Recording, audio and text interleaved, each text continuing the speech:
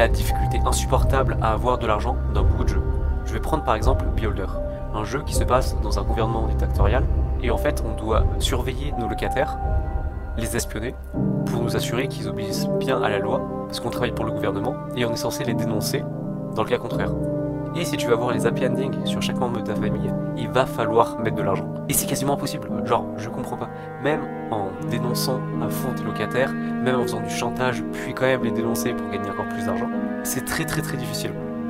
Genre tu peux réussir à amasser suffisamment d'argent pour avoir une happy ending sur un membre de ta famille, mais pour l'avoir sur tous, c'est très difficile. Il y a plein de jeux, genre par exemple This is the Police 2, si tu veux faire les trucs proprement sur plein de trucs, il va falloir mettre de l'argent sur la table et c'est quasiment impossible de réunir autant d'argent. Genre même en vendant tous les objets que tu trouves, je comprends pas comment tu peux réussir à amasser autant d'argent.